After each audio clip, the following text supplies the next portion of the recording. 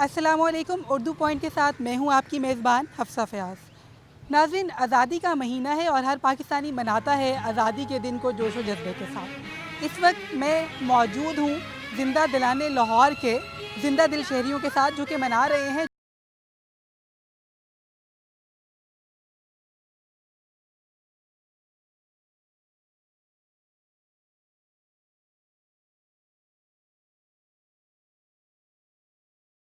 गाड़ी, जिसको उन्होंने इस तरह से सजाया है और इसकी मदद से वो अपने आज़ादी के जश्न को मनाना चाहते हैं। इसके पीछे क्या सोच थी और इस सारी काविश में उनको कितना वक्त दरकार था।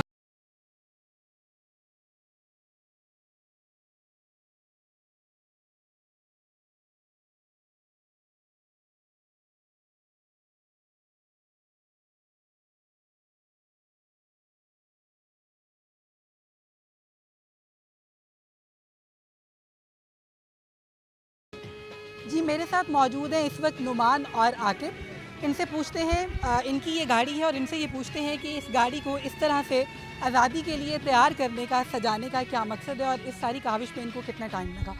अस्सलाम।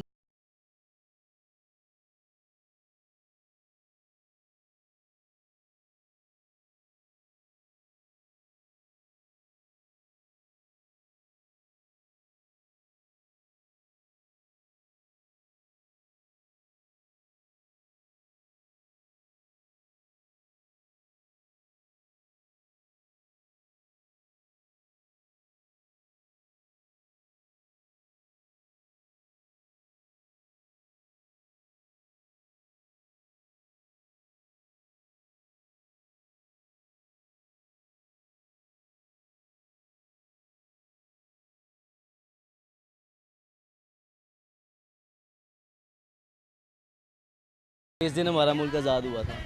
जी, आकिब का कहना है कि आज़ाद मुल्क है, पाकिस्तान 14 अगस्त को आज़ाद हुआ तो आज़ादी को आज़ाद तरीके से मनाना चाहिए।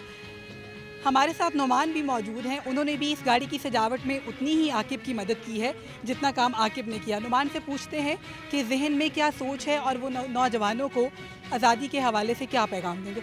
नुमान, 2 दिन लगे आपको इस गाड़ी की सजावट में, आपने पैसे भी खर्च किए, आपने रात को जाकर इसकी सजावट पे काम भी कराया।